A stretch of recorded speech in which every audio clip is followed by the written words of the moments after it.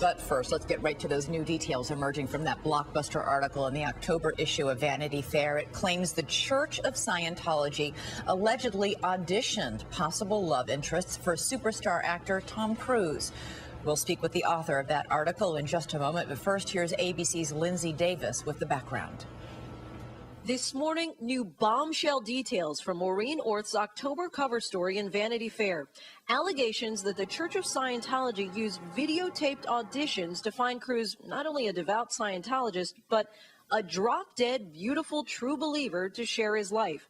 And according to Vanity Fair, they found that person, a believer they thought could actually wear the glass slippers. Nazanin Binyati, an Iranian-born, London-raised 25-year-old actress. You're a gooey romantic too. According to the article, Binyati underwent a month-long vetting process, asked to reveal every detail of her innermost secrets, including every detail of her sex life. The article also claims the church told her to darken her hair to emphasize her ethnicity and encouraged her to break up with her boyfriend, who she was reportedly hoping to marry. Then, in November of 2004, the article reports Binyati flew first class to New York to meet Cruise for the first time for her dream date, touring the Empire State Building, dining at upscale sushi restaurant Nobu, and private ice skating at Rockefeller Center. Orth reports Binyati and Cruise became inseparable, but he also continued to groom her, including allegedly wanting Binyati's incisor teeth filed down. According to Orth, the relationship began to hit sour notes when Binyati wasn't as publicly affectionate as Cruise would have liked, and when he felt she wasn't sufficiently respectful of David Miscavige, the leader of the Church of Scientology.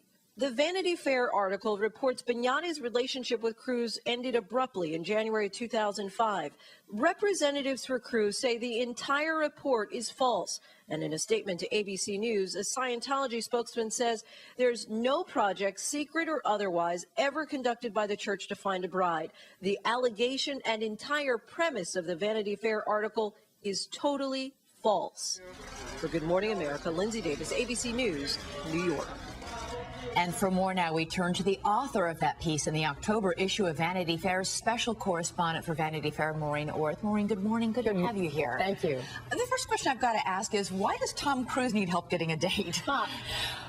One wouldn't think he would, but what he really didn't want just a date. He wanted really a soulmate in Scientology, and he is considered by the head of the church, he has been called the second most important person in the religion. So he wanted someone, or they wanted someone, that he could feel very comfortable with and be his soulmate in the religion, I believe. And according to your sources, did he know that the church was launching this special secret campaign to find him this soulmate, as you call it? According to my sources, and she was vetted very, very carefully for a month, I do believe that he was very much aware that it was going on, or at least he certainly had heard all about her, because by the time he met her, he did know all about her. At one point you write that she was told to darken her hair to heighten her ethnicity. I mean, was that obviously he wanted somebody beautiful but also a brunette? I mean, well, he just dated his last girlfriend just before her was Penelope Cruz. I have no idea. I mean, we asked Tom Cruise. I asked Tom for an interview, and he's refused. So you're going to have to ask him that. And according to your sources, things had run foul with both Penelope Cruz and Tom's second wife, Nicole Kidman. Why? What was found lacking in them? One of the reasons, I was told by my sources, I don't know the ins and outs of the whole relationship, but one of the things that the church was very upset about was the fact that they did not seem to be completely all in about the religion. And Penelope Cruz had made a statement that she felt that a lot of religions were important, and Buddhism was part of it, and Nicole had really drifted away from the church entirely.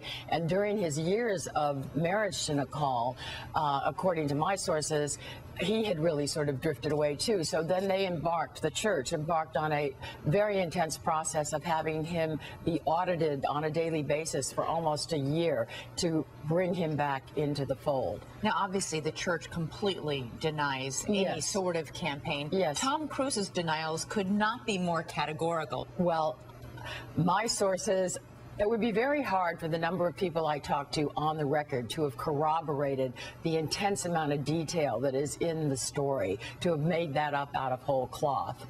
We have vetted this story. We've legally checked it. We've done everything possible, and I feel very, very comfortable with the sourcing. So why did this actress Nazanin Boniadi fit the bill? I think, first of all, she was beautiful, and she was very much an eager Scientologist, and she was told that she was being chosen for a mission that was really going to help save the world, and that she would be meeting dignitaries, and it was very important for her to look good and to be worldly, and so that she had no idea when it began, according to what I was told, that this was going to end up meeting Tom Cruise. You write that they started dating while Tom Cruise was shooting War of the Worlds here in Correct. New York. Quote, you write, the two were practically inseparable, and soon she was head over heels in love. Cruise overwhelmed her with the intensity of his affection, and he apparently liked it to be on public display. Once he even complained she wasn't sufficiently demonstrative. Quote, I get more love from an extra than I get from you. If he was this public in his affection for 3 months while they were dating, why haven't we seen any pictures of the two of them together? As far as I asked the same question, and I was told that there were some pictures, but at the end of the relationship they were taken away, and that's they no longer exist. I don't know any more than that. You write that the relationship ended abruptly after 3 months, and 3 months later, Tom Cruise was dating Katie Holmes, who wasn't a Scientologist, whose parents were highly skeptical of the Church of Scientology. Why did Katie Holmes pass muster?